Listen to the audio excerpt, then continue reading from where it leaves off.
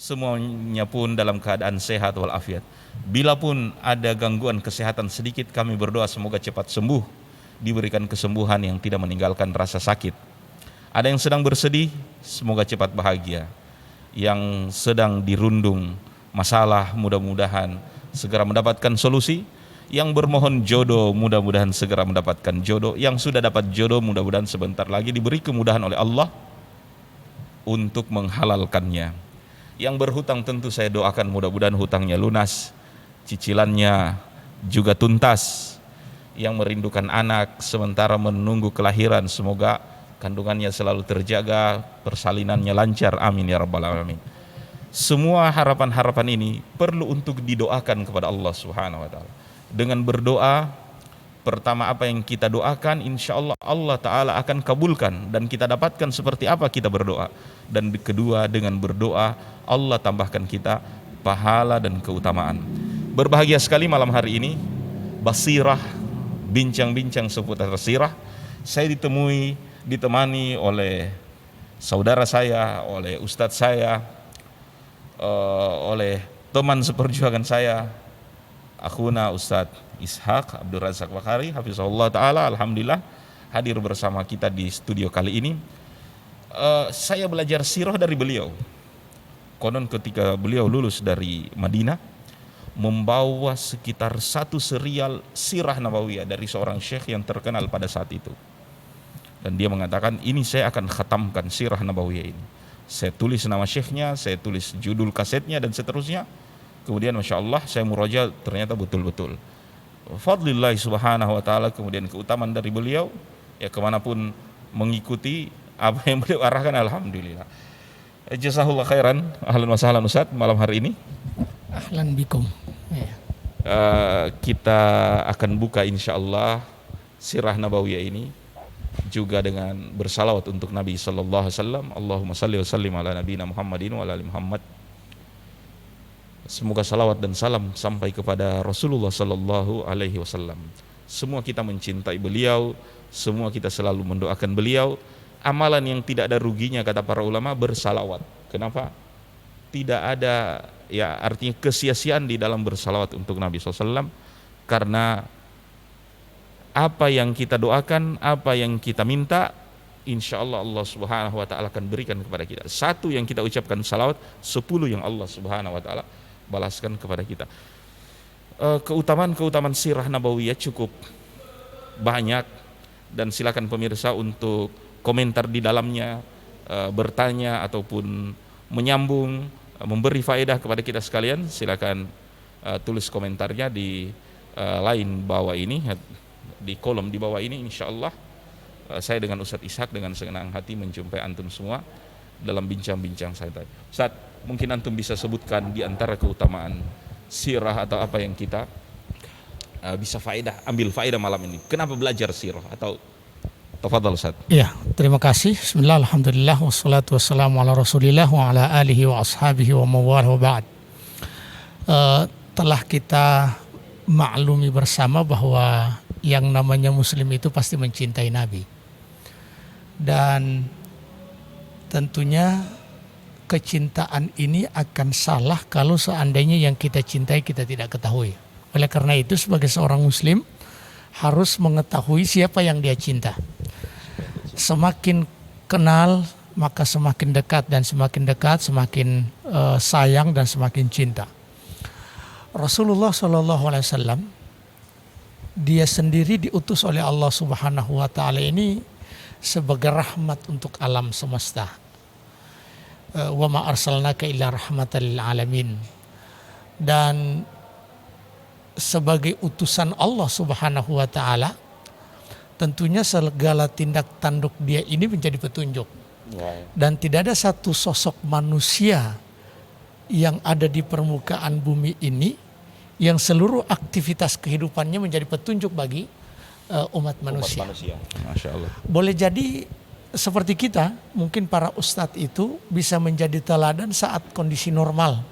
Tapi pada saat kita dalam keadaan emosi, dalam keadaan marah, dalam keadaan tidak stabil psikologi kita, maka muncul sisi-sisi kemanusiaan kita yang memang sangat tidak tepat untuk dijadikan teladan. Tapi Rasulullah Sallallahu Alaihi Wasallam seluruh aktivitas kehidupannya, baik beliau dalam keadaan bergembira, dalam keadaan marah, dalam keadaan lapar, dalam keadaan kenyang, tidur, mau masuk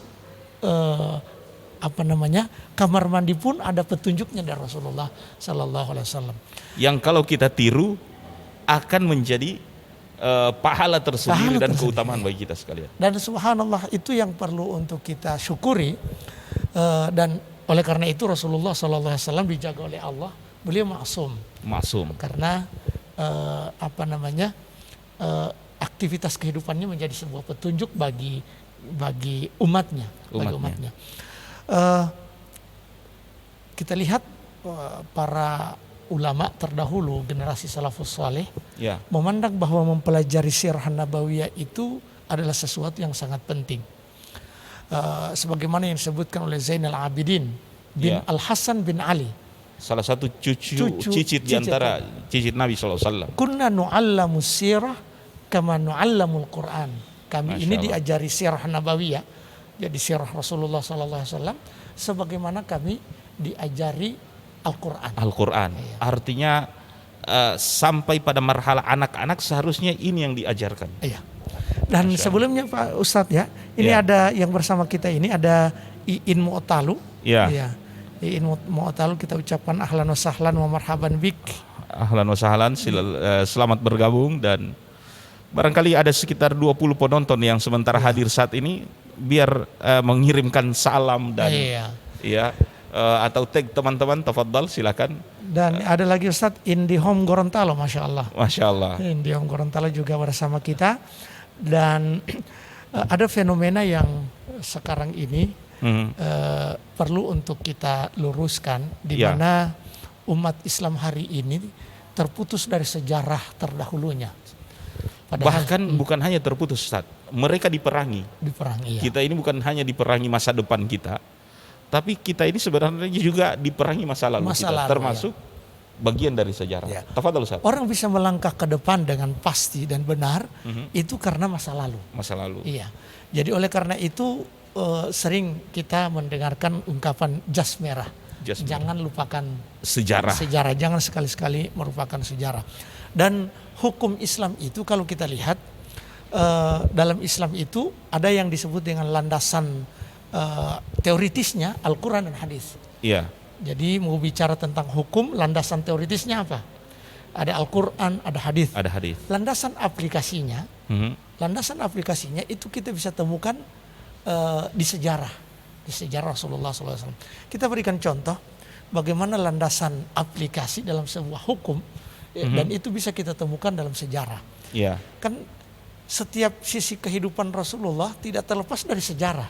Betul. Jadi Al-Quran diturunkan kapan dan di mana, ini kita bicara sejarah.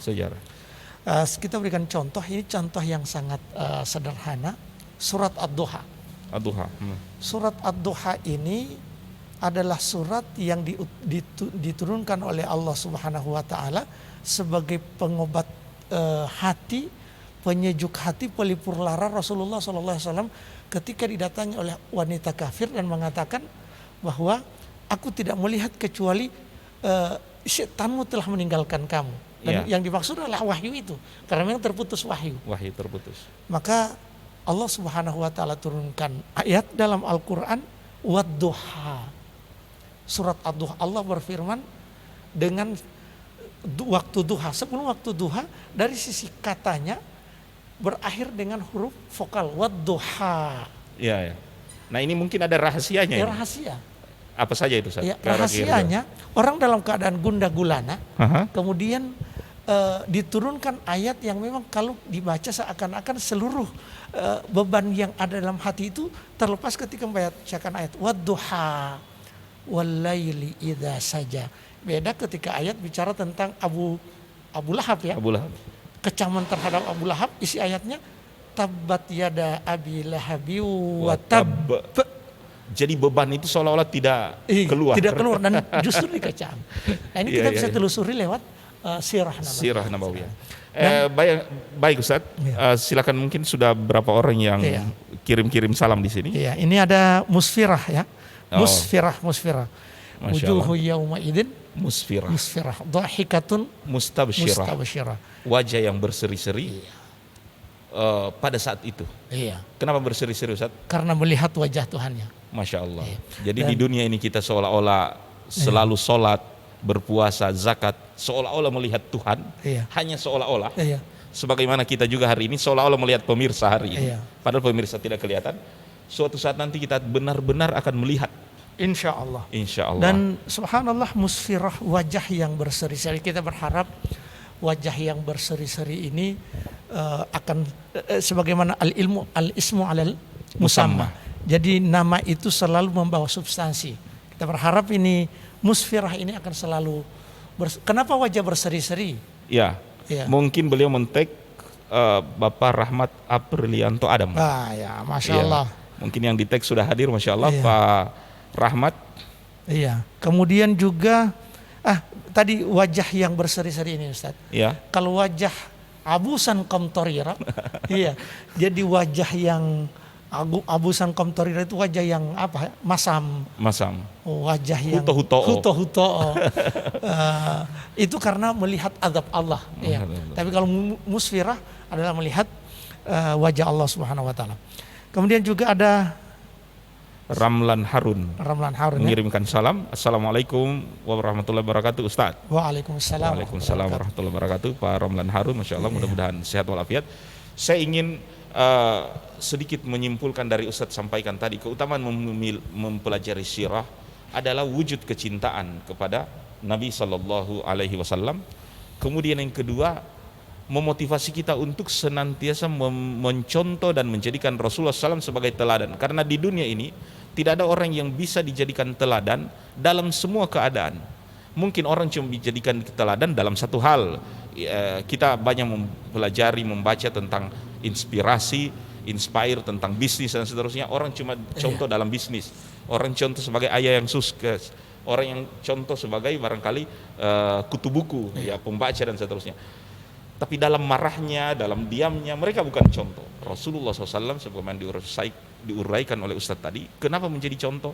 Karena sampai sedang marah pun menjadi sunnah. Bayangkan masuk ke dalam toilet sendiri, itu menjadi contoh bagi kita sekalian.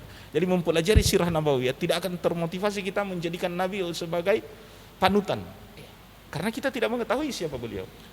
Dan memang generasi hari ini harus diberi motivasi untuk belajar tentang nabinya.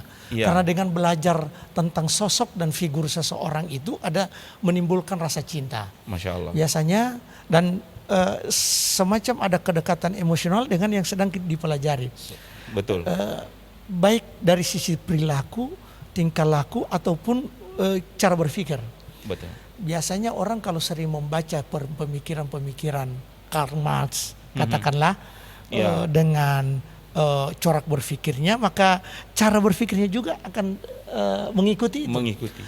Mungkin informasi-informasi kalau biasa yang sering masuk di Facebook kita, iklan-iklan bersponsor tentang profil seseorang, baik artis, main bola, maka kalau ini sering diikuti, ada warisan kecintaan di hati. Kecintaan di hati. Iya. Dan memang tadzkir ini Allah Ta'ala sebutkan di dalam Al-Quran. Wa dzakir fa inna dzikra tanfa'ul mu'minin. Berikanlah peringatan, sekarang peringatan itu bermanfaat bagi orang-orang yang beriman. Ya. Bermanfaat bagi orang yang beriman. Ternyata tadzkir mengingatkan kembali siapa Nabi. Seperti yang Ustaz sampaikan tadi, iklan tadi itu, kita sudah tahu sebuah sabun mandi merek dari sejak zaman nenek kita sudah merek sabun mandi. Tapi tiap 15 menit tayang iklan, sabun mandi fulan, sabun mandi fulan. Agar kita ingat setiap kali mau mandi ada beliau.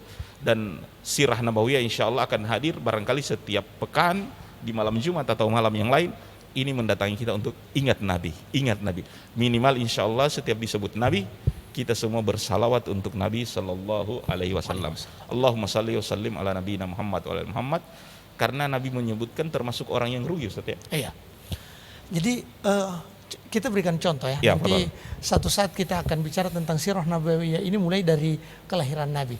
Ya. Tapi Rasulullah SAW Ya. ternyata kalau kita lihat itu terlahir dalam keadaan yatim. Yatim. Ya.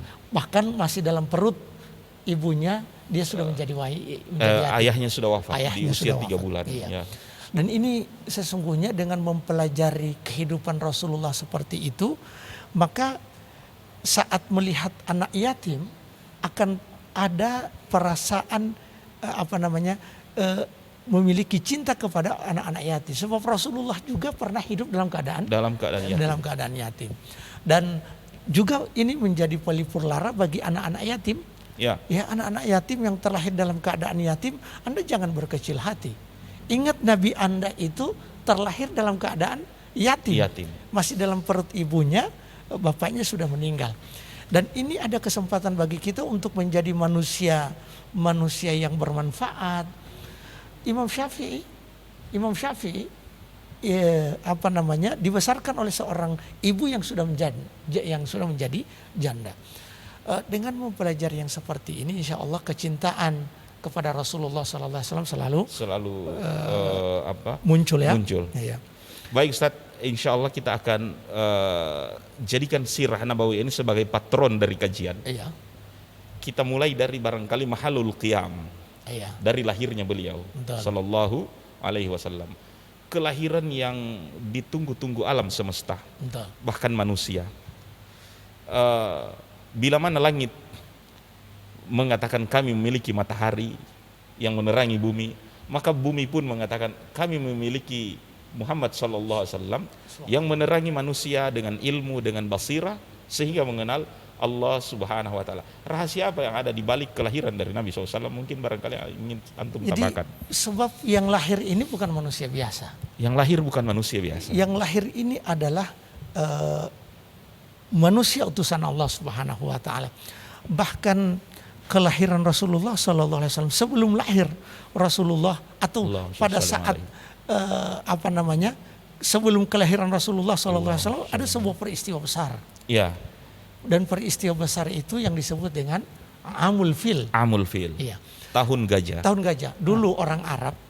Jadi Rasulullah itu sering kita temukan dalam sejarah kapan Rasulullah dilahirkan. Iya. Disebutkan Amul Fil. Amul Fil. Tahun gajah. Tahun gajah. Memang orang Arab dari sisi penanggalan itu belum mapan mereka.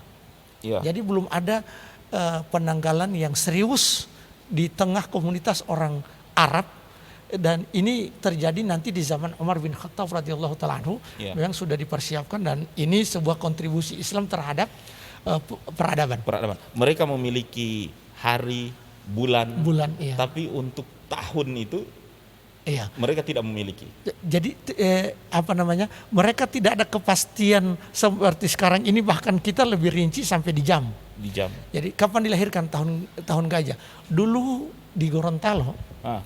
Jadi orang-orang tua Gorontalo karena memang belum mapan dalam masalah penanggalan ini, dokumen-dokumen seperti ini belum mapan.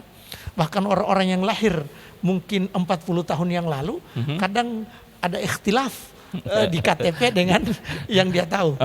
Karena memang pembukuan saat itu, catatan sipil belum mapan. Orang Gorontalo dulu, kalau ditanya kapan dilahirkan, katanya Huiloi Melu. Artinya engkau itu dilahirkan di malam pertama puasa. Iya. Huilo Melu. Atau Huilo Kuno. Iya. Huilo Kuno itu kalau di Gorontalo 15 Ramadan. Malam 15 Ramadan, malam kunut. Iya. Totumbila Tohe dipasang lampu. Iya. Karena memang penanggalan itu waktu itu masih lemah. Kepada apa yang berkesan pada saat itu. Iya. Jadi ada sebuah peristiwa besar menjadi standar ukuran waktu di situ. Makanya iqtarabatis sa'atu wan syaqqal qamar. Jadi saat bulan terbelah ini, peristiwa yang terjadi itu bahkan seluruh dunia mengetahui itu, dan itu menjadi titik awal perhitungan. Kejadian-kejadian besar seperti tahun gajah, runtuhnya balkon istana Persia, padamnya lampu-lampu yang disembah oleh orang-orang Majusi. Ini memang pembukaan, dan ini dalam setiap keadaan selalu ada pembukaan. Kadang-kala datang tamu besar dari Jakarta misalnya ke daerah kita, itu 1 pekan sebelumnya sudah ada umbul-umbul, Iya. sudah ada event-event dan seterusnya. Kita menjelang Mukernas pun kadangkala ada Bendera-bendera. iya kegiatan-kegiatan, Kegiatan partai. iya kegiatan- seminar dan Iya. seterusnya. Demikian juga dengan kedatangan Nabi SAW. Beliau bukan datang tiba-tiba dan datang mengaku Nabi. Dan ini juga prinsip manhaj di dalam belajar Islam. Kita jangan terpukau barangkali di tayangan YouTube atau apa, background rekam jejak siapa yang berbicara kita tidak tahu. Iya. Dakwah Islam ini disampaikan oleh Allah kepada orang yang supaya kita yakin betul agama ini diambil dari mana. Karena sebelum lahirnya saja sudah luar biasa. Begitu lahirnya luar biasa. Maka ketika 40 tahun tiba-tiba memproklamirkan diri bahwa beliau adalah seorang nabi dan rasul, harusnya diikuti dan terterima. Secara logik. Jadi cuma kepala batu orang bilang yang tidak mau terima. Betul. Demikian juga di masyarakat kita. Kadang-kala kan kita mengenal ustadz-ustadz ataupun para penyebar ilmu. Kita tahu dari kecil dia ini rajin belajar, sungguh-sungguh, sopi sekolah di mana, lulus dari mana. Artinya bukan hanya piba sambunyi, Rekam jejaknya diketahui. Rekam jejaknya diketahui. Kalau dia sepulang dari Madinah barangkali atau dari penuntutan ilmu, begitu apa yang disampaikan, walaupun bertentangan dengan hati, terima Jo. Iya, karena beliau ini artinya bukan datang tiba-tiba mengajarkan agama. Jadi bukan dari mimpi yang tiba-tiba jadi dia tahu saya bisa menghafal Al-Qur'an 30 juz hanya dari mimpi. Dari mimpi. Ini butuh mujahadah. Dan sebelumnya Ustaz, ya, kita ada di sini ada Ramlah Harun. Ya. Assalamualaikum warahmatullahi wabarakatuh Ustaz. Waalaikumsalam warahmatullahi wabarakatuh. Masya Allah. Ada Pak Muhammad Nawir Tamrin bersama kita. Penggemar terbaik ya. Penggemar terbaik. Masya Allah. Ada lagi Indohome membagikan streaming ya. Alhamdulillah, Masya Allah, jazakallah khair. Pak Yusrin sedang bersama kita. Yusrin Ishak ya. Iya, Masya Allah. Kemudian siapa lagi Ustaz? Ada Pak Firman Rahmatullah Yahya sedang menonton. Ada Pak Abdullah Salim Alamri, Masya Allah, yang sedang bersama dengan kita. Dan terima kasih yang sudah memberi jempol barangkali ataupun like.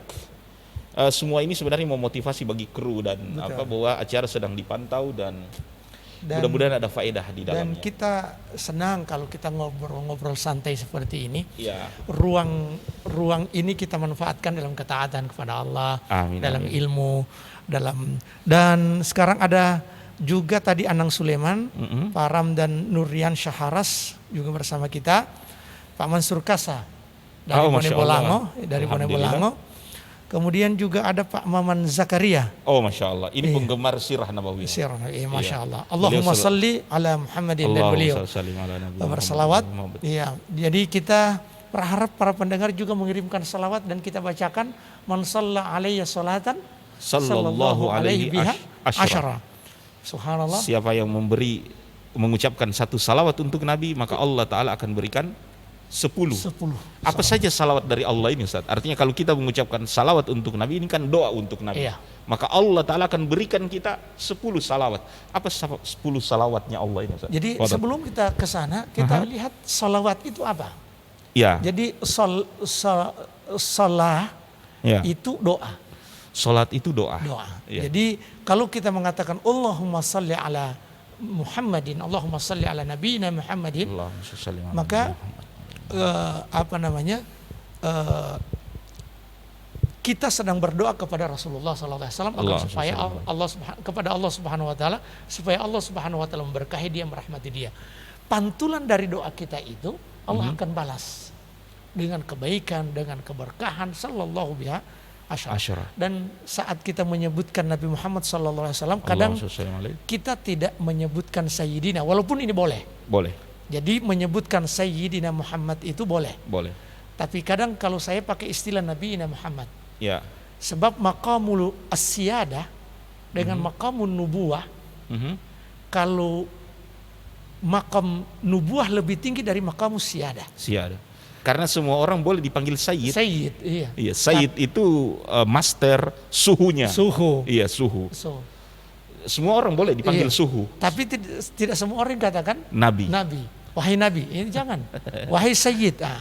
Itu yang pertama. Alasannya yang kedua, saat ditanya di kuburan itu, man nabiyuka, siapa nabimu, dan bukan man sayyiduka. Sayyiduka. Kalau kita bersyahadat, Allahumma asyhadu an la ilaha illallah wa asyhadu anna Muhammadan nabiyuna, sah syahadat kita.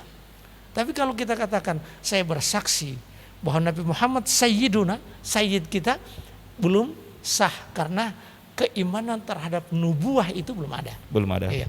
Makanya kita selang-seling pakai sayyidina, ada yang sering tidak pakai sayyidina dan pakai nabiyina, dan maqamun nubuah lebih tinggi dari maqam syahadat. Fawaid yang lain juga Ustaz. Iya. Artinya di dalam salawat tentang sayyidina ini, Iya. ya. Artinya solat ini kan Nabi SAW ajarkan gerakan dan ucapan. Iya. Sallu kama ra'aitumuni usalli. Usalli. Dan kalau kita rujuk kepada salawat yang dibaca dalam solat yang diriwayatkan oleh para imamul hadis, memang tidak menyebut Sayyidina Muhammad. Sehingga kalaupun mau menyebut Sayyidina Muhammad ini Di luar sholat. ya, saya lebih memilih di luar sholat. Kalau iya. di dalam sholat kita tidak akan Iya. menyebut hal itu, karena memang berpatokan dengan apa yang diucapkan Nabi waktu Iya. sholat. Jadi tauqifi ya. Tauqifi. Yang berikut ini juga dalil, jangan sampai ada orang yang menganggap bahwa tidak boleh pakai sayyidina. Boleh, karena Nabi mengatakan ana sayyidu waladi Adam Sayyidu waladi Adam wala fakhr. Aku ini adalah sayyidnya anak cucu Adam dan tidak sombong. Iya. Baik, ini ada siapa lagi ya? Pak Muzahid. Muzahid Baladraf. Masya Allah. Masya Allah. Ahlan wa sahlan ya. Ahlan wa sahlan. Kemudian Naning. Iya. Naning Indriani juga sedang menonton bersama kita. Rahim Pramata. Masya Allah. Kemudian Anang Sulaiman, assalamualaikum Ustadz. Waalaikumsalam warahmatullahi wabarakatuh. Terus Nuryadin ya. Ya, Pak Nuryadin telah membagikan streaming ini, Masya Allah. Iya. Jazakallahu khair. Ada Pak Nuryadin, ada Yadin. Iya. Iya. Barakallahu fikum Ustadz. Wa fikum barakallahu Nuryadin ya. Masya Allah. Dan ini dari Wahda TV Gorontalo. Silakan yang ingin bertanya kepada Ustadz, tuliskan pada kolom komentar dan share. Iya. Baik, kemudian ada Pak Helmi Kadir mengucapkan salam. Assalamualaikum Ustaz. Masya Allah, barakallahu fikum. Waalaikumsalam warahmatullahi wabarakatuh. Wa fikum barakallah Pak Helmi Kadir. Ya. Kemudian siapa lagi di listnya antum Ustaz? Iya. Masya Allah. Ini perlu kita salami para penonton ini ya, Masya Allah. Iya.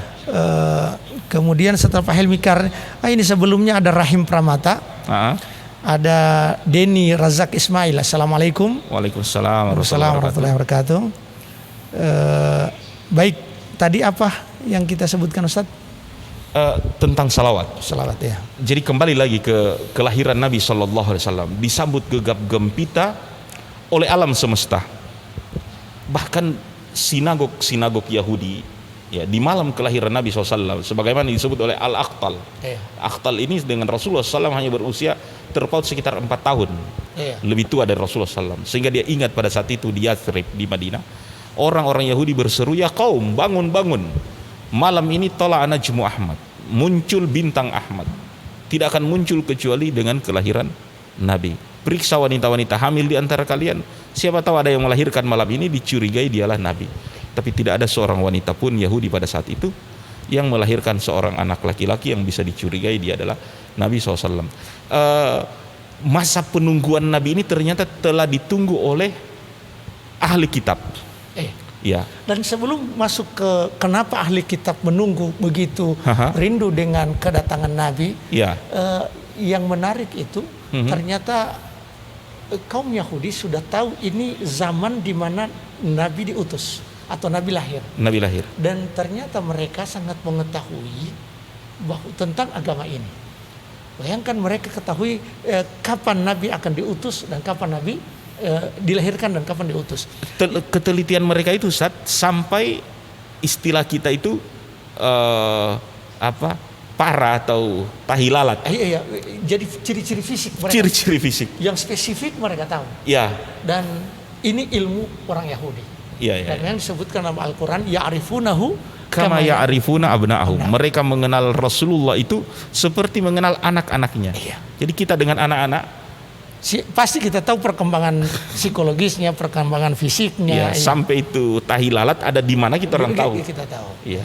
Tapi ternyata keilmuan ini juga jangan sampai keilmuan yang tidak didasari dengan ketundukan, ini justru yang menjadi maghdubi alaihim. Iya, pembangkangan. Jadi menunjukkan juga walaupun orang itu mengenal Nabi SAW dengan benar, kalau tidak diikuti dengan mengikuti beliau, maka akan lahir kesombongan.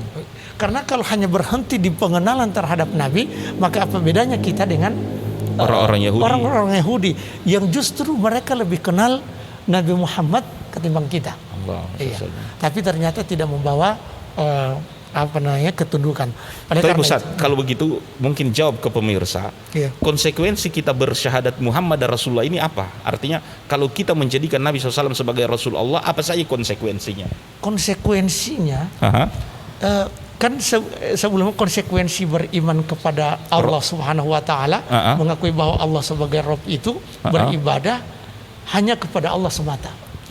Kalau asyhadu anna Muhammadar Rasulullah, konsekuensinya adalah tidak beribadah kepada Allah tadi kecuali dengan syariat yang dibawa dari Nabi Sallallahu Alaihi Wasallam. Dan dalam bahasa para ulama, tasdiquhu fima akhbar, jadi membenarkan apa yang dia sampaikan. Kemudian wajtinabu manha anhu wa zajar. Dan meninggalkan apa yang beliau larang dan seterusnya. Masya Allah. Ini Ustaz sudah ada pertanyaan. Jadi dari Pak Helmi Kadir tadi ada. Masya Allah. Pak Nuryadin. Assalamualaikum Ustaz. Saya hendak bertanya, bagaimana jika kita hendak sholat berjamaah di masjid, namun masjid dekat rumah sudah sholat, namun kami mendengar ada masjid yang agak jauh sedikit. Apakah kami bisa ke sana untuk mendapatkan takbiratul ihram atau tetap wajib yang dekat dengan masjid? Kayaknya antum dulu Ustaz, insyaallah. Jadi begini, sunnahnya kita itu sholat di masjid yang dekat rumah kita. Kecuali mungkin kalau ada momen-momen tertentu atau dia sebagai imam atau penanggung jawab masjid, maka dia mengambil waktu atau sholat di yang agak jauh. Kalau kondisinya masjid di dekat rumah sudah sholat dan selesai, maka Anda bisa mengambil untuk mendapatkan jamaah. Untuk mendapatkan jamaah bisa mengambil sholat atau sholat di masjid yang agak jauh, karena di sana memang baru komat atau belum selesai. Masya Allah. Dan kita berharap mungkin pertanyaan-pertanyaan juga ini berkenaan dengan bagaimana Rasulullah SAW ini merangsang cinta kita ya. Iya betul. Ada Denny Razak Ismail. Barakallahu fikum. Barakallah. Yang sedang menonton juga Pak Ismail bin Usman Ibrahim telah bergabung, Masya Allah. Ahlan wa sahlan. Rasulullah Sallallahu Alaihi Wasallam, Allahumma salli wa sallim wa barik alaihi, ketika lahir di malam itu, wallah alam, sebenarnya Ustaz antum mungkin pernah mendengar bahwa dia hadisnya lemah sebenarnya. Riwayat itu mengatakan bahwa wulida maktunan masruran, sudah dalam keadaan terkhitan ataupun terpotong tali pusarnya. Namun kelahiran Nabi SAW adalah sesuatu yang luar biasa bagi alam semesta, bagi kita manusia, sebab datangnya Nabi SAW. Namun kadangkala di sini yang jadi pertanyaan, apa yang lebih besar, lahirnya Nabi atau diangkatnya beliau jadi Nabi? Jadi kalau sesungguhnya kita mencintai Rasulullah, maka hari kelahirannya atau hari diutusnya Rasulullah sebagai Rasul itu lebih utama dibandingkan hari kelahirannya. Sebab kalau bicara tentang hari lahirnya sampai sebelum Rasulullah diutus itu tidak ada berkenaan dengan hukum di situ. Tidak ada petunjuk dari Rasulullah SAW, tidak ada dakwah dari Rasulullah secara pengenalan kepada Allah dan seterusnya.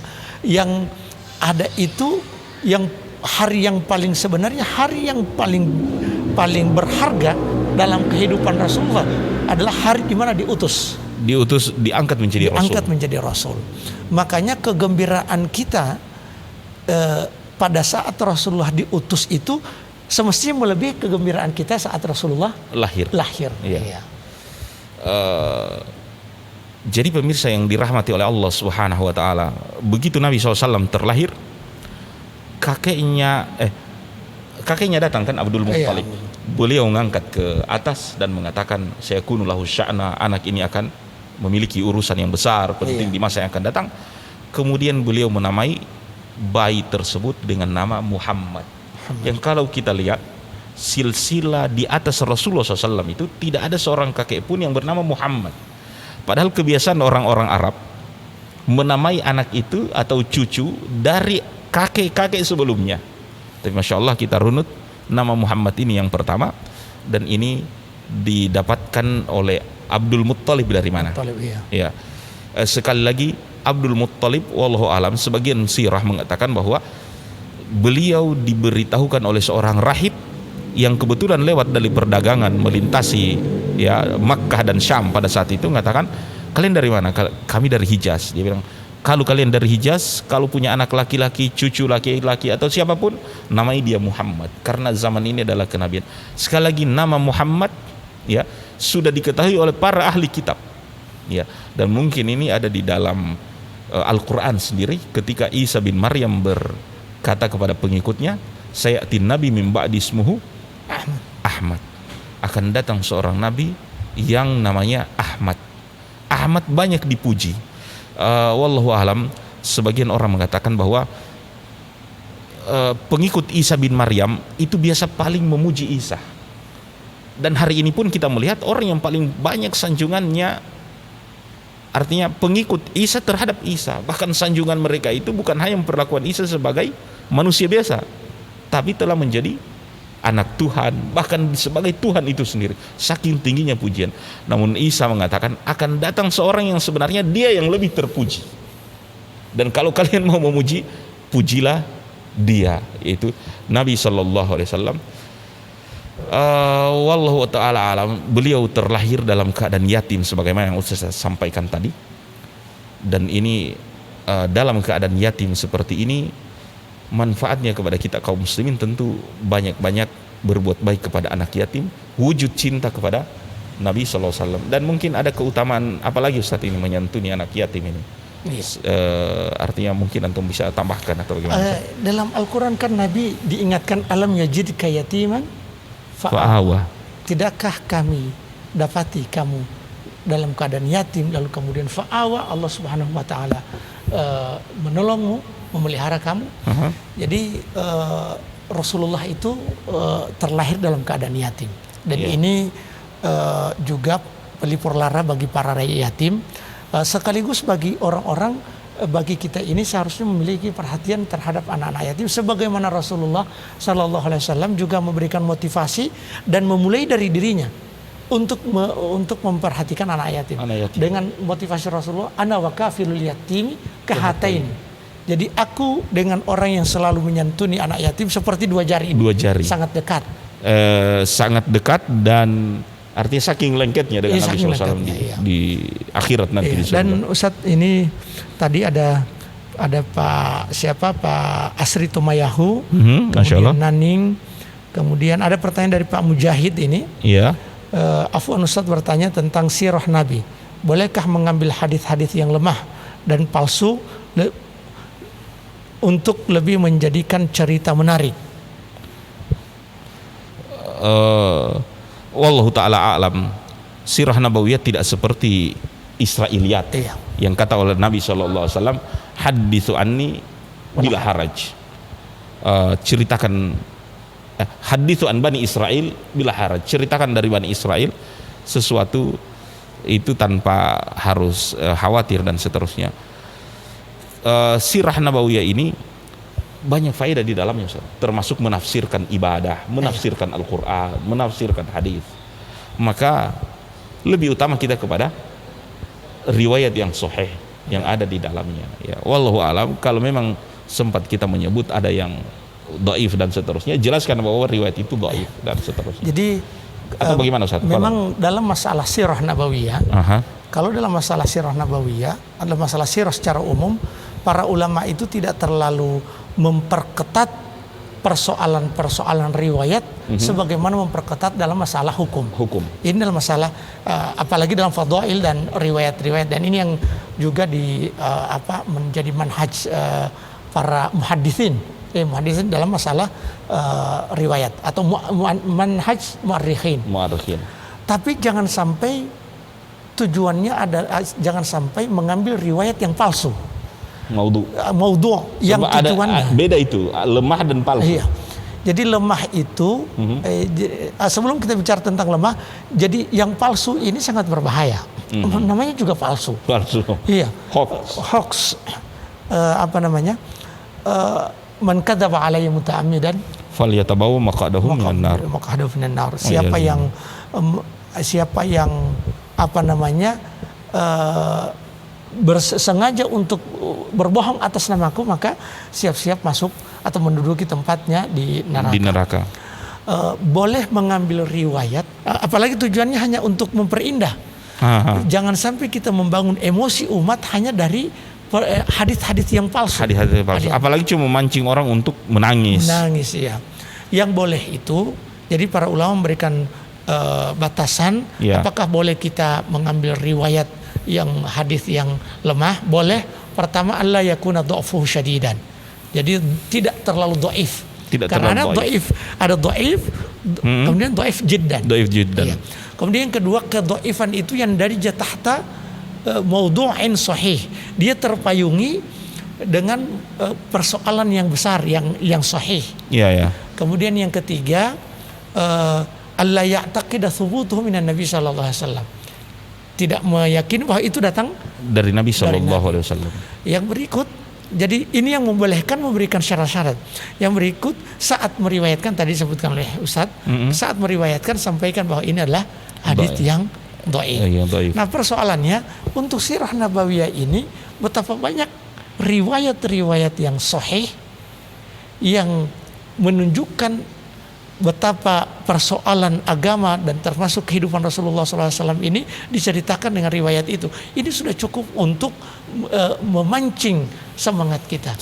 Nah, justru kalau pakai yang dhaif atau apalagi kalau yang sudah maudhu, kita semakin ragu. Iya, dan itu jangan sampai kita mengingat emosi umat ini hanya pada atau membangun emosi umat dari riwayat-riwayat yang maudhu tadi. Masya Allah. Ustaz, ada lagi pertanyaan ini. Ya. Dari Pak Anang. Saya baca. Silakan. Iya. Assalamualaikum. Waalaikumsalam warahmatullahi wabarakatuh. Maaf ini melenceng sedikit. Ya, melenceng Ustaz. Begini Ustaz, istri saya ikut paket bahan kue dan minuman untuk lebaran. Pertanyaan saya, apa hukumnya ikut paket lebaran tersebut Ustaz? Jadi memang perlu dirinci, atau al-hukmu ala syai' far'un an tasawwuri. Kita menghukumi sesuatu itu harus ada gambaran global tentang yang kita akan hukumi itu. Tapi kalau seandainya ambil paket ngumpul duit, mungkin duitnya setiap satu pekan mungkin sejumlah uang 50.000 kemudian dikumpulkan. Wallahualam, ini artinya sependek pengetahuan saya. Kebetulan saya juga tidak tahu kalau bagaimana ini paketnya, dan mungkin bagi Pak Anang bisa mendeskripsikan bagaimana model dari paket itu. Tapi barangkali dia semacam tabungan. Jadi nanti menjelang lebaran baru diambil kuenya. Kue itu kan satu toples mungkin ada 250.000, ya kan? Sampai 300 satu toples yang kualitas bagus. Nah, itu perlu biasanya di masa lebaran kan perlu 4 toples. Kalau 4 toples berarti 1 juta. 1 juta tiba-tiba lebaran kan besar. Makanya yang punya bisnis ini barangkali dia minta disetor, dicicil per bulan. Jadi per bulan diambil itu uang. Dalam begitu bulan ke-12 menjelang lebaran sudah ada kuenya.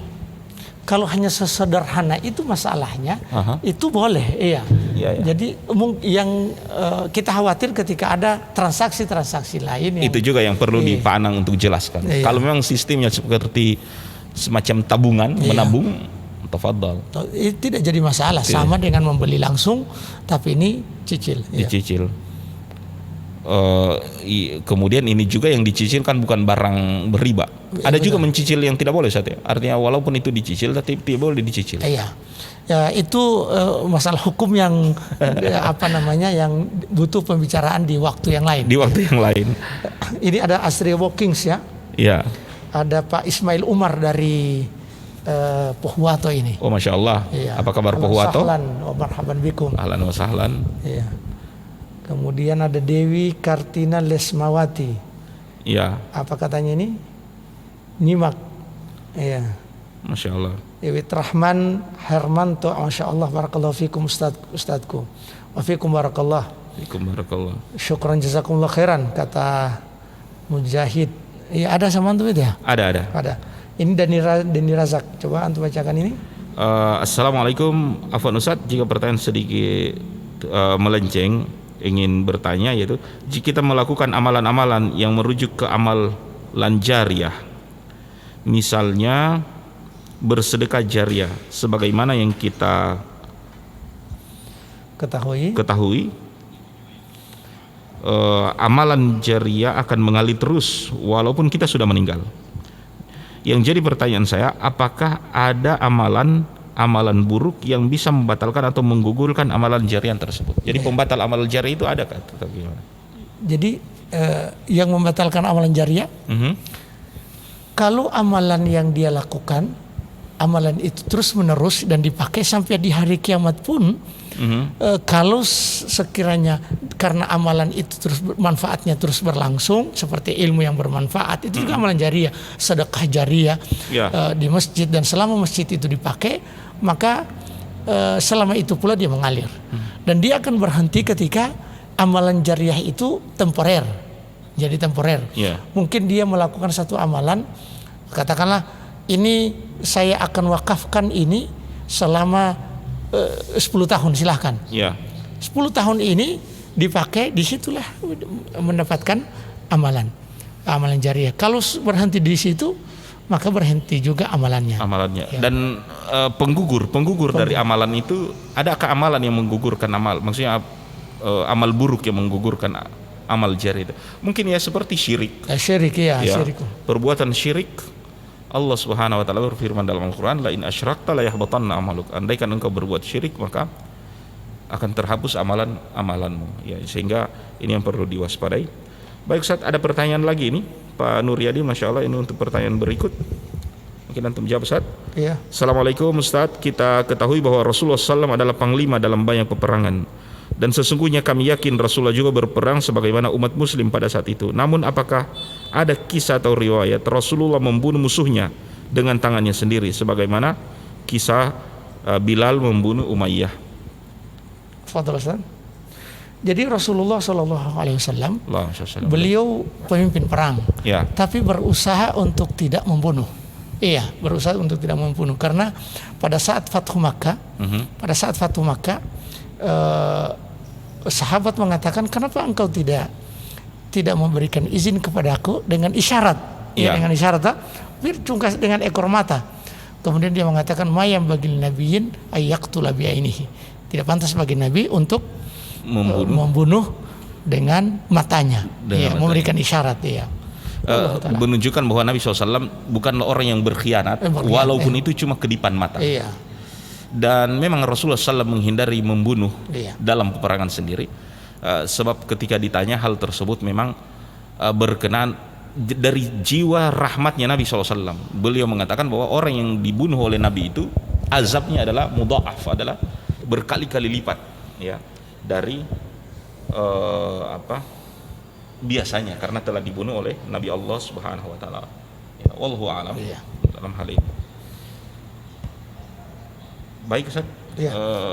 Pak Rahim Pramata, bismillah, afwan mau tanya Ustaz, siapa yang mau menggelari Nabi SAW dengan nama-nama seperti Ahmad, Al-Muhi, Al-Hashir, Al-Aqib? Kalau Ahmad ini sebutkan dalam Al-Quran, ya'ti min ba'di ismuhu Ahmad. Tuh, kemudian yang kedua, Nabi ini Al-Hashir, kemudian juga Al-Aqib, itu dalam hadis Rasulullah SAW sebutkan bahwa beliau Al-Hashir, kemudian juga Al-Aqib. Jadi itu dari hadis, diambil dari hadis Nabi Sallallahu Alaihi Nabi Wasallam. Sallallahu Alaihi Wasallam. Maka tentang penamaan Nabi Sallallahu Alaihi Wasallam ini sebenarnya ya kita mengambil dari apa yang dinamakan oleh Nabi sendiri. Iya. Ya. Jadi kita tauqif ya, tidak boleh menggelari Nabi dengan yang kita buat-buat. Betul. Ya. Sebagaimana juga kepada Allah Subhanahu wa taala kita tidak akan barangkali ya dalam nama-namanya untuk berkreasi sendiri. Berkreasi sendiri. Iya. Ya. Karena Allah Subhanahu wa taala menamai dirinya dengan nama yang dia tentukan. Dia tentukan. Dan juga Nabi tentukan. Begitu juga untuk Rasulullah SAW. Kemudian berikut, Assalamualaikum Ustaz, bagaimana dengan salawat Nabi dalam bentuk lagu? Ini perlu, yang dimaksud dengan lagu ini apakah lagu dengan musik atau tidak? Iya. Kalau seandainya dia tidak pakai lirikan musik, Ya. dia hanya senandung, maka ini boleh. Iya, boleh, sebagaimana para sahabat juga bernasyid. Iya, bernasyid. Tapi kalau sudah nasyidnya, jadi pertama boleh, syaratnya tidak pakai musik. Yang kedua, isi senandungnya tidak boleh keluar dari syariat. Isi senandungnya tidak boleh keluar dari syariat. Kemudian yang ketiga, jangan yang menyanyikan senandung itu adalah perempuan yang dengan suaranya yang mendayu-dayu. Walaupun suara perempuan itu bukan aurat. Bukan aurat. Iya. Suara perempuan itu bukan aurat. Tapi yang dilarang itu fala takhda'na bil qawli fayatma alladhi fi qalbihi marad. Iya. Jangan lembutkan suara bagi para wanita, akan memancing ya bagi orang-orang yang memiliki hati yang sakit, artinya ya syahwat, menderita syahwat seperti itu, terfitnah dengan suara seperti itu. Itu suara bicara saja, apalagi kalau sudah bernyanyi. Ya. Melenggak-lenggok dan seterusnya. Jadi insya Allah kalau memang hanya bernasyid, ya boleh. Tapi kan memang kalau dengan musik dan seterusnya, ini sudah artinya ada hukum musik tersendiri. Ada hukum musik tersendiri yang dibahas oleh para ulama.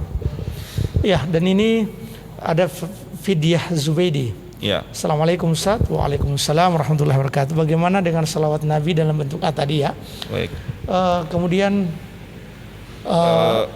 Fadal Ustaz. Pak Nuryadin membalas, jazakallahu khairan atas jawabannya, sangat jelas ya Ustaz. Barakallahu fikum. Dan kepada 33 penonton yang ada di rumah, semoga Allah Subhanahu wa taala senantiasa menjaga kita semua dan memberkahi kita semua. Kita berharap bahwa pertemuan-pertemuan seperti ini kita manfaatkan, dan ini adalah sebuah taskhir min Allah. Masya Allah. Sesuatu yang Allah tundukkan kepada kita. Dengan kira-kira Pak Ustadz, kalau kita mencoba untuk kembali ke belakang, orang-orang terdahulu, andai mereka tahu yang seperti ini, pasti mereka manfaatkan dalam kebaikan. Masya Allah.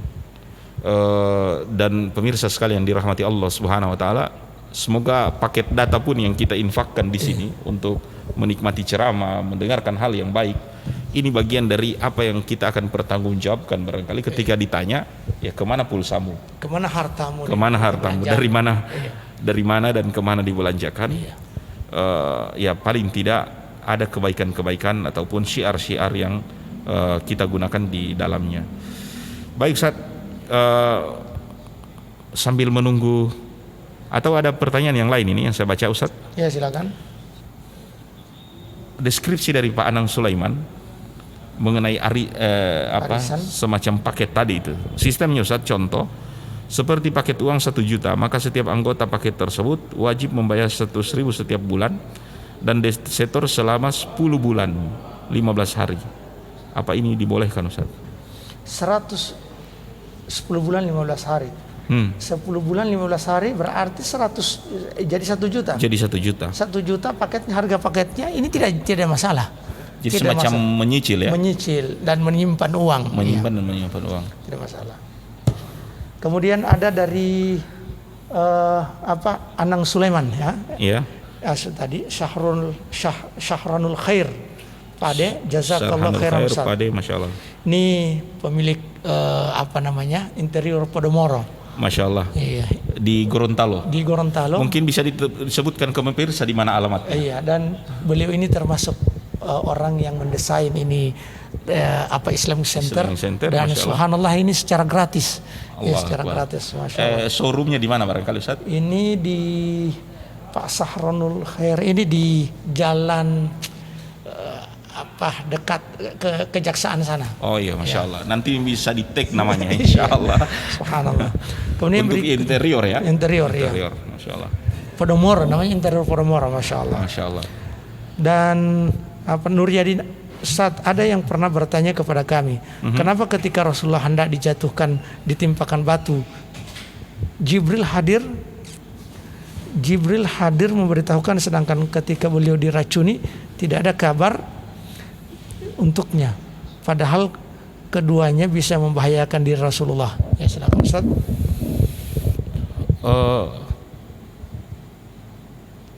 Ketika Nabi SAW pada kejadian yang pertama, ini mungkin di Taif. Iya.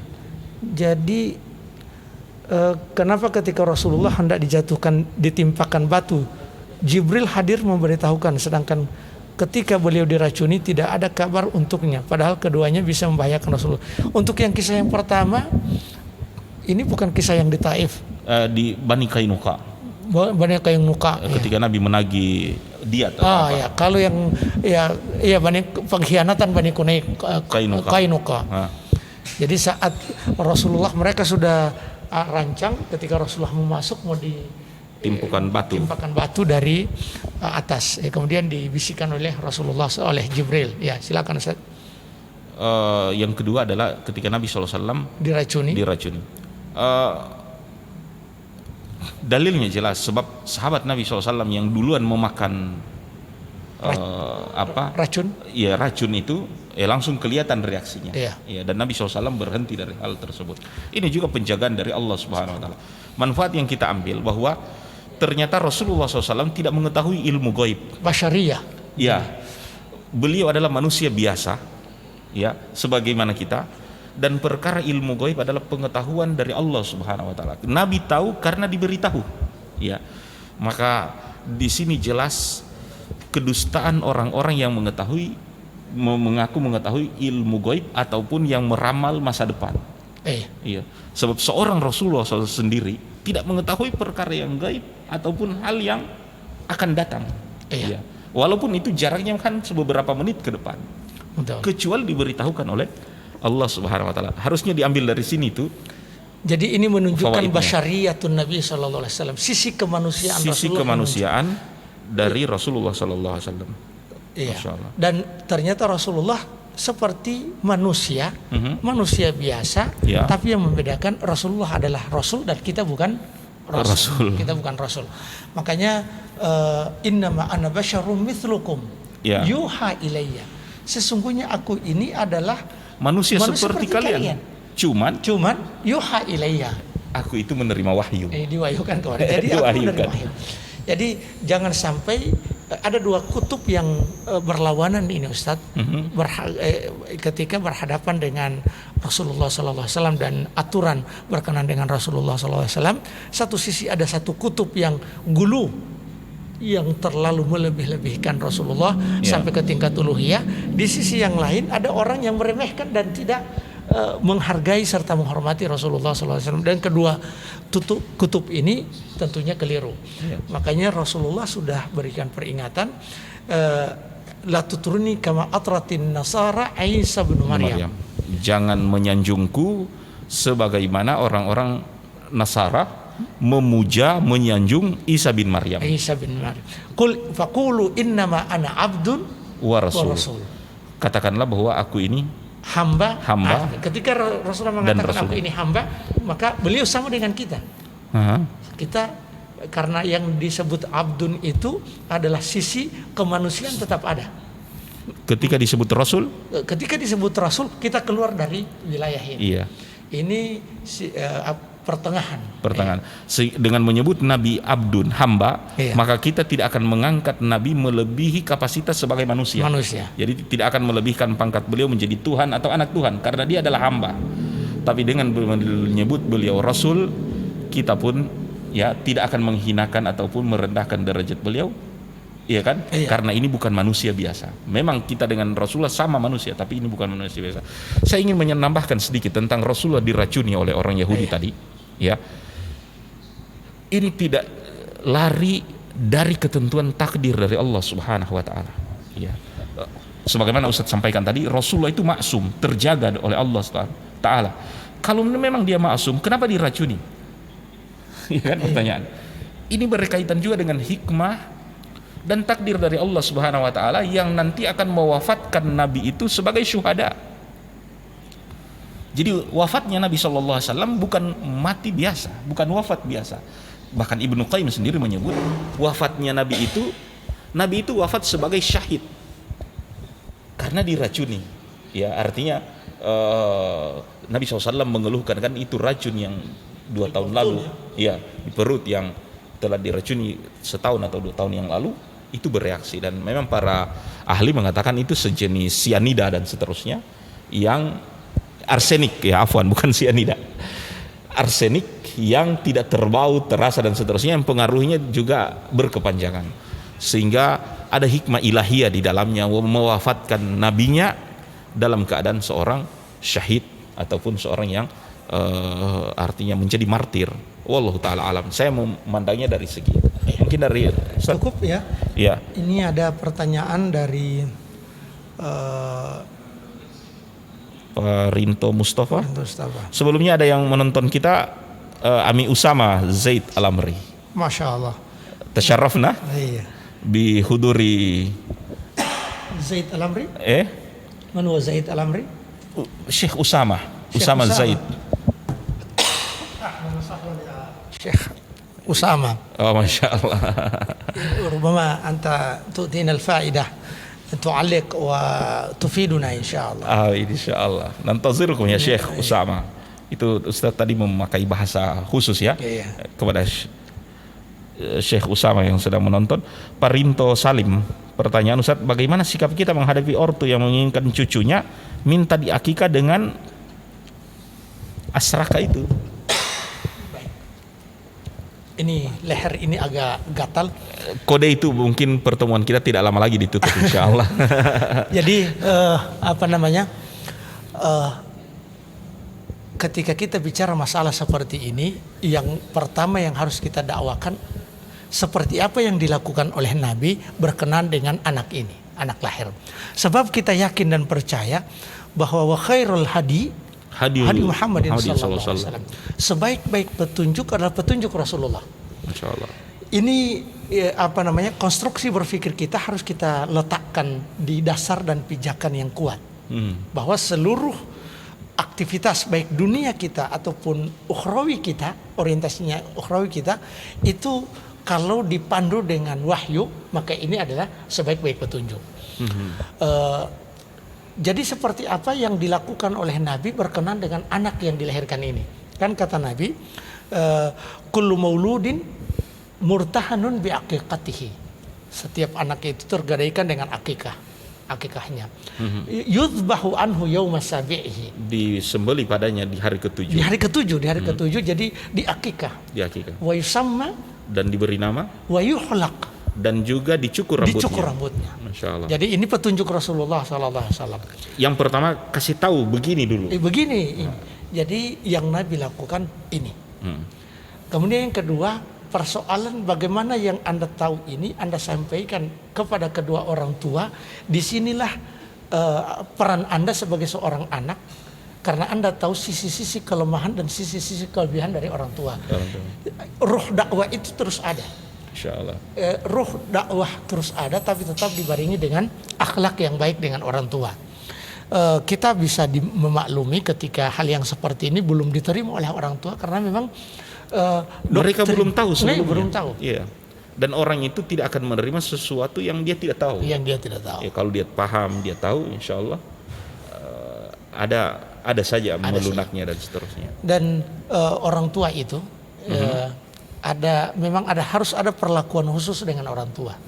Jangankan hanya persoalan yang begini, persoalan kesyirikan saja. Dan kesyirikan itu yang sudah tidak ada ampunannya. Jadi ada kata firman Allah Subhanahu wa taala, "Wa in jahadaka ala an tusyrika bi ma laysa laka bihi ilmun fala tuti'huma. Kalau mereka memaksa kepada apa yang Allah Subhanahu wa taala larang ataupun mempersyirikatkannya, maka jangan ikuti. Nabi SAW mengatakan, tapi wasahibuhuma, perlakukan kedua orang tua itu ma'rufa, dengan baik. Ya, artinya kalaupun tidak ketemu, konsep ini tidak ketemu, akhlak tidak bisa terputus. Akhlak tidak bisa terputus. Masya Allah. Jazakallahu khair Ustaz. Jadi memang perlu dakwah juga kepada orang tua, dengan bil mau'izatil hasanah. Dan mungkin jawaban kita tidak bisa diperhadapkan dengan kemauan orang tua. Disinilah fungsi sebagai seorang anak. Jadi kadang kita ini menjadi bempes mereka berhadapan dengan orang tua, dan itu juga perlu di dunia dakwah sangat tidak efektif. Betul. Tapi itu Ustadz bilang begini, apalagi dengan menyebut nama Ustadz Yusuf bilang begini. Siapa itu Ustadz Yusuf? Jadi Ustadz Yusuf atau Ustadz Ishak sopi kasih saing dengan papa. Saya mengenal seorang mendakwai orang tuanya, dan itu cukup lama. Artinya satu di antara asatis mendakwai ibunya untuk pakai jilbab itu lama. Tapi satu yang dia lakukan, artinya selain dari itu memahamkan jilbab dan seterusnya, selalu mendoakan supaya dibukakan hidayah, dibukakan kefahaman. Jadi orang tua punya dalil, tapi kita punya Allah Subhanahu wa taala juga untuk merubah hati itu. Yang kedua juga dengan orang tua itu tidak bisa buka dalil, buka kitab. yang penting itu buka hati ya. Buka hati. Ustaz, kayaknya ini ada kabar baik dari Ustaz Syekh Usama ini. Membaca dulu kalau. Silakan. Assalamualaikum Ustaz. Alhamdulillah berkat doa para Ustaz, saya sudah berhenti merokok. Barakallahu fiikum. Barakallahu fiikum ya Syekh Usama. Mudah-mudahan Allah ganti apa yang antum tinggalkan dengan sehat, umur panjang, insya Allah, mudah rezeki, dan Allah Ta'ala selalu memberi kebaikan pada antum dan keluarga. Amin ya Rabbal. Rasulullah katakan, man taraka syai'an lillah awadahullah khairan minhu. Siapa yang meninggalkan sesuatu karena Allah, Allah ganti dengan sesuatu yang lebih baik. Rokok ini juga bagi perokok itu bagus. Menurut perokok bagus, nikmat.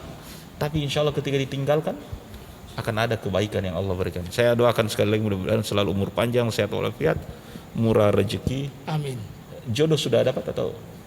Sudah. Alhamdulillah. Ditambahkan akur insya Allah. Subhanallah, ini Usama Zaid Al-Amri ini luar biasa, ini meninggalkan sesuatu yang sudah lama ini cukup perjuangan. Butuh perjuangan. Tapi jazakallah khairan, dan semoga bisa istiqomah ya. Istiqomah. Dan juga ini mungkin menjadi pelajaran bagi sebagian saudara-saudara kita masih merokok dan mengatakan saya tidak bisa tinggalkan. Ternyata bisa. Bisa. Iya, dan ada contoh, ada orang-orang yang memang bisa. Yang tidak bisa itu dia tidak mau. Begitu sebenarnya dia tidak mau ya. Insya Allah. Karena yang namanya meninggalkan itu mudah ketimbang melaksanakan. Jadi sesungguhnya kalau ada dua perintah, satu perintah satu larangan, kamu merokok, itu pekerjaan berat bagi orang yang tidak merokok. Betul. Iya. Kemudian tinggalkan rokok. Begitu tinggalkan rokok, meninggalkan itu sesuatu yang lebih mudah. Kamu angkat barang ini, kamu angkat pasir ini, kepindahkan pasir ini, pekerjaan berat. Tapi tinggalkan ini, tinggalkan permainan, itu mudah. Makanya dalam hadis Nabi, wa ma amartukum bihi fa'tu minhu mastata'tum wa ma nahaytukum anhu fantahu. Dalam konteks perintah, apa yang sanggup? Apa yang kamu sanggupi. Tapi dalam konteks larangan, fantahu, tinggalkan saja. Contoh merokok, meminum ini sesungguhnya sangat mudah ditinggalkan karena cuma meninggalkan pekerjaan, bukan bekerja. Masya Allah. Iya, makanya oleh Nabi tidak ada fa'tu minhu mastata'tum dalam konteks larangan. Tapi banyak orang merasa berat meninggalkan. Yang berat itu hati. Mungkin lanjutan lagi Ustaz. Beliau menanyakan soal corona dan kiamat. Apa corona ini tanda kiamat dan teguran dari Allah kepada umat manusia? Bagaimana sikap kita terhadap pandemi ini? Silakan Ustaz. Semuanya dengan takdir dari Allah Subhanahu wa taala. Namun corona ini kan kecil, tidak terlihat, senyap, menyebabkan kita juga terhalang dari beberapa ibadah. Berapa bulan ini tidak sholat Jumat dan seterusnya. Bayangkan ini yang makhluk kecil tidak kelihatan sudah begini keadaan kita. Bagaimana dengan dabbah yang nanti muncul di hari kiamat? yang waktu itu matahari terbit dari barat, tidak diterima lagi taubat kita, istighfar kita, keimanan kita dan seterusnya. Alhamdulillah banyak pelajaran kita bisa ambil dari sini. Dan tanda hari kiamat ini memang sudah berdentang sejak Rasulullah masih hidup. Bahkan diutusnya Nabi itu tanda kiamat. Jadi makin sebagaimana wanita mau melahirkan, semakin banyak kontraksinya, semua lahir ini. Nah tanda kiamat tinggal mau kumpul, makin banyak berarti sedekat ini. Ya. Betul. Dan ini bukan tugas kita mau koleksi dan mau cari, apalagi mau tunggu dan seterusnya. Tapi tugas kita adalah dengan banyaknya tanda-tanda ini menyebabkan kita cepat-cepat beramal. Ya. Dan ada yang menarik di corona ini, Ustaz. Apa itu, Ustaz? Jadi ada, kita ini sekarang physical distancing. Ya. Ya, kita berlakukan social distancing. Ternyata pernah ada dalam kehidupan itu, kehidupan Nabi Musa, di zaman Nabi Musa itu ada pelarangan untuk lamisas. Jadi samiri. Jangan bersentuhan. Jangan bersentuhan. Samiri ini perlu kita perdalam sedikit persoalan ini. Coba Ustaz, bagaimana Jadi itu? Samiri ini membuat Tuhan berbentuk sapi tapi dari emas. Ketika Nabi Musa bermunajat kepada Tuhannya, ditinggalkan kaumnya, tiba-tiba dirubah oleh Samiri ini. Samiri melakukan kejahatan. Dalam kejahatan kehidupan itu, kejahatan paling besar adalah kesyirikan. Dan juga menyesatkan Bani Israel. Padahal mereka baru selamat waktu itu dari kejaran Firaun. Mereka lihat itu lautan terbelah dan seterusnya. Allah ingin memberi pelajaran kepada Samiri. Samiri ini, jadi Samiri kamu pergi saja, tapi la misas, tidak boleh saling bersentuhan. Para mufassirin mengatakan bahwa ketika Samiri ini menyentuh orang lain, dia langsung sakit. Begitu juga sebaliknya. Jadi jangan saling menyentuh.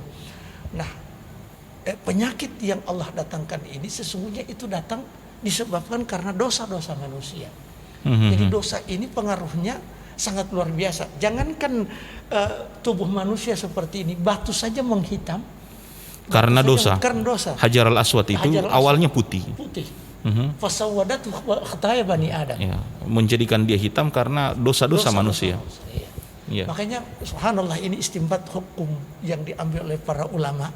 Kisah Samiri ini itu ternyata kisah Samiri ini terulang di kehidupan kita. Lamisas, physical distancing. Kita ulang lagi ketika saling bersentuhan begini. Ternyata ini menimbulkan penyakit. Berarti ada dosa yang sedang terjadi di muka bumi ini, yang ini perlu kita merujuk kepada Allah Subhanahu wa taala. Ya betul, Masya Allah. Ustaz, apa dijawab ini atau bagaimana? Apa di IC ada pelaksanaan sholat Jumat besok atau gimana? Besok ada. Dan ini sudah dari hari Senin kemarin ICS sudah kita buka dengan tetap menjaga protokol kesehatan, menjaga jarak, kemudian pakai masker, kemudian cuci tangan. Dan subhanallah, ternyata corona ini membuktikan kepada dunia bahwa sesungguhnya wudhu itu adalah kesucian. Wudhu kesucian, Masya Allah. Dan ini bukan berlebih-lebihan yang orang sampaikan terlalu berlebih-lebihan. Dan juga corona membuktikan kepada umat manusia yang ada di permukaan bumi ini bahwa ikhtilat itu haram. Ikhtilat itu haram. Iya. Masya Allah. Bahwa menutup wajah bagi wanita itu juga keselamatan dan kesehatan mereka. Dan juga ini juga pembuktian bahwa pemerintah mampu untuk mengarahkan dan mengatur pakaian masyarakat. Bayangkan kita ini diatur untuk pakai masker. Jadi ini bukan biasanya kalau mengatur masalah pakaian itu disampaikan ini privasi kita, jangan diintervensi. Jadi bukan kebebasan berekspresi. Justru hari ini tidak ada yang bisa membantah. Iya kan? Kalau Anda tidak pakai masker, Anda akan diproses. Dan akhirnya masyarakat takut. Nah, itu juga yang kita inginkan kalau pemerintah mampu mengatur pakaian. Ya. Masya Allah. Ustaz, dari Sarhanul Khair, pernah membaca ada seorang sahabat bertanya kepada Nabi SAW tentang keistimewaan hari Senin sebagai hari lahir baginda Nabi. Apa ini bisa dijadikan dalil agar boleh mengistimewakan hari ulang tahun? Silakan Ustaz. Antum. Silakan. Ulang tahun itu sebelum membahasnya dari mana datangnya, ya. Apa ritual ulang tahun? Kue lebaran, ditanami lilin, baru kemudian nyala, orang yang ulang tahun disuruh tiup dan seterusnya. Setiap apa yang dilakukan itu lihat sejarahnya, ya. Dan berangkat dari situ perayaan ulang tahun itu, ya. Di Eropa memasuki musim dingin sebelum gas, sekarang ini kan ketakutan orang Eropa itu kalau suplai gas masuk dihentikan maka dingin membunuh orang, ya. Makanya dengan adanya gas alam dan seterusnya, listrik seterusnya, mereka bisa hangat di musim dingin. Dulu kalau datang musim dingin pasti ada yang mati, ya. Dan sebelum memasuki musim dingin atau di musim dingin itu pun mereka menyalakan lilin dan bentuk tafaul, bentuk ritual yang menginginkan semoga saja begitu. Artinya mereka tiup lilinnya dengan niatan mudah-mudahan, artinya bukan orangnya, tak usah orangnya yang mati, cukup lilinnya yang mati. Ya, ini semacam kasih jalan syarat dan seterusnya. Sehingga setiap orang datang ulang tahunnya dia tiup lilinnya, biarlah lilinnya yang mati, tapi orangnya tak usah mati, hidup terus dan seterusnya. Jadi berkenan dengan itikhadat. Kita hari ini ikut-ikutan di situ. Setiap ulang tahun pasti ada tiup lilin dan seterusnya. Baru kedua, kita adalah umat yang tidak memuja hari kelahiran. Ya, kalau orang-orang Nasrani, kita melihat bahwa memang penanggalan kelahirannya Isa dan seterusnya. Kita kaum muslimin bukanlah umat yang mengagungkan tentang kelahiran seperti itu. Kita umat yang sebenarnya membesarkan hari kematian, artinya mengingat kapan matinya. Kita bukan umat yang selalu ingat lahir itu. Kita adalah umat yang diajak ingat mati untuk persiapan kehidupan kedua dan seterusnya. Jadi ini perbedaan antara ya kaum muslimin dengan ahlu kitab sebelumnya. Ahlu kitab terlalu memuji hari kelahiran, dan orang yang terlalu mengingat hari kelahiran dia lupa mati. Yawaddu ahadum ay bagaimana itu ayat, mereka menginginkan untuk hidup, yawaddu ahad ayu amir alfasanah, mereka menginginkan hidup 1000 tahun karena cuma mau hitung dari hari lahir itu dan seterusnya. Kita kaum muslimin setiap hari yang pergi adalah umur kita yang pergi, jadi tinggal menghitung sisa ini, dan sisa itulah yang kita perbaiki dan seterusnya. Ini tentang ulang tahun, ya, sehingga dia bukanlah sesuatu yang istimewa tentang kelahiran. Rasulullah SAW pun berpuasa di hari kelahirannya, bukan pemujaan terhadap hari kelahirannya, karena itu setiap pekan dan seterusnya. Dan perbedaan orang ulang tahun makan, Nabi SAW itu puasa. Iya kan? Orang ulang tahun dan pesta dan seterusnya syahwat, Nabi SAW takharrub ilallah subhanahu wa ta'ala. Dan ini menunjukkan bahwa Nabi menggunakan semua yang berkenaan dengan diri, keluarga dan seterusnya, tadabbur, tafakkur, ya, ibadah kepada Allah subhanahu wa ta'ala. Barangkali ada yang antum tambahkan di sini, Ustaz, ulang tahun ini. Fadhal. Jadi Nabi yang paling tahu kapan dia dilahirkan, karena memang Nabi sudah sebutkan bahwa itu adalah hari kelahiranku, nah hari aku diutus. Iya. Tapi anehnya Nabi tidak pakai untuk ulang tahun. Yang Nabi pakai adalah berpuasa. Biasanya mental yang terbangun di tengah kita ini mengadopsi kebiasaan yang ada di umat lain, lalu kemudian kita mencoba untuk mendekat-dekatkan di sini. Mencocokkan. Oh, ini hari Senin.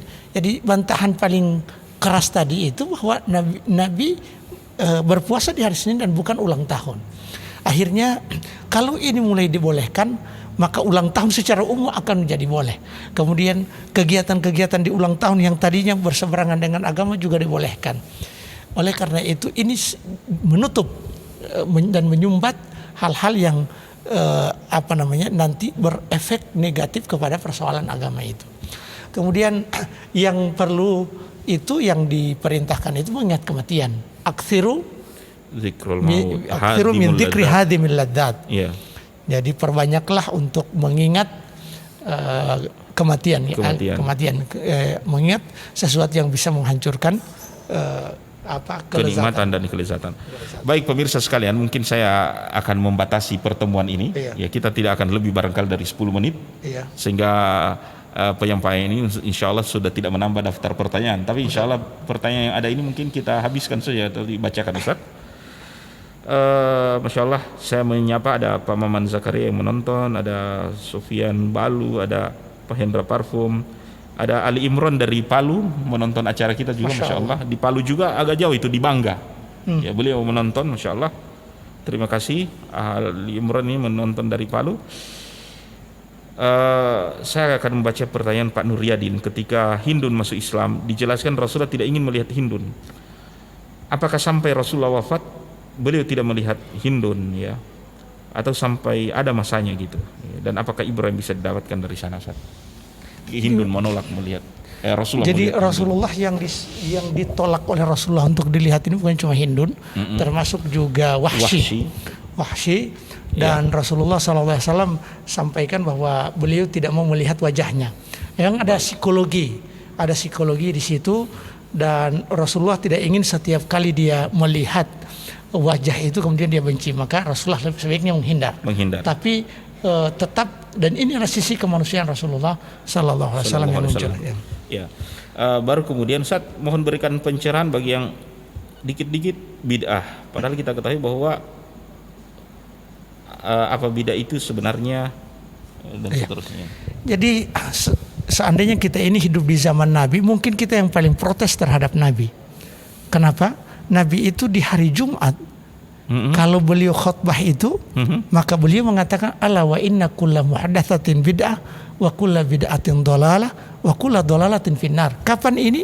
Setiap Jumat, hampir setiap Jumat, walaupun tidak semuanya. Itu yang pertama. Yang kedua, dalam yang disebut yang khutbatul hajah. Dalam momen-momen pernikahan, momen Rasulullah kalau khutbah itu disisipkan pesan ini. Satu pertanyaan, ada apa gerangan Rasulullah mengingatkan umatnya tentang perkara bid'ah di zaman belum ada bid'ah? Di zaman Nabi kan belum ada bid'ah. Ya, betul. Andai kita ini yang hidup di zaman itu dan mendengar Rasulullah sedang berbicara, maka mungkin kita berdiri dan protes, Nabi, kenapa cuma bida-bida terus? Ada bilang-bilang ini, bosan kita orang mau boleh bida-bida terus. Nah, tapi Masya Allah, memang apa jeleknya itu bidah, Ustaz, sehingga memang harus diwaspadai. Jadi bidah itu susah untuk bertobat dari bidah itu yang susahnya. Nah, Nabi memang sudah prediksi, dan apa yang diprediksikan oleh Nabi adalah wahyu. Peringatan Nabi kalau memberikan perhatian kepada satu masalah, berarti masalah itu besar. Nah, caranya kalau cuma bidah-bidah terus, pertama hindari dulu yang bidah. Ada orang yang mengatakan, Ustadz, kenapa mau boleh bidah-bidah terus ini? Karena memang cuma bidah yang dilaksanakan. Masya Allah. Contoh tadi masalah akikah. Apa sunnah yang ada di akikah itu yang kita lakukan, selamat, dan tidak akan ada perbedaan.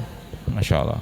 Hari ke-7 kalau tidak bisa, hari ke-14, ke-21, kemudian diberi nama, kemudian cuma ini yang akan menjadi permasalahan ketika ada embel-embelnya, apalagi embel-embel itu sudah dikaitkan dengan agama dan menjadi rutinitas. Betul. Ya. Baik, insya Allah pemirsa sekalian, menarik sekali ini pembicaraan. Pak Usama juga sudah menambahkan fawaid di dalamnya. Jazakal khair. Silakan dibaca saja ya. Iya. Dan beberapa pemirsa juga barangkali masih ada komentar walaupun acara ini, karena ini kan agak delay nyampe kepada pemirsa. Terima kasih antum sudah like, sudah share dengan acara ini. Jazakumullah khair. Sudah menonton. Kami selalu berdoa kepada Allah Ta'ala, semoga selalu kita semua dijaga oleh Allah, disehatkan badannya, dibahagiakan hatinya, dimurahkan rezekinya, urusannya dimudahkan oleh Allah Subhanahu wa taala, dan semua cita-cita dan doa dikabulkan dan dicapaikan oleh Allah Subhanahu wa taala. Terima kasih pemirsa sekalian telah menemani Basira bincang-bincang sirah kita malam hari ini. Kami ingatkan besok insyaallah jam 10 hari Jumat nanti insyaallah kita akan mengudara lagi dalam, sebenarnya ini acara kafe-kafe ya, tapi mungkin via streaming seperti ini. Kami akan membahas tentang rancangan undang-undang haluan ideologi Pancasila.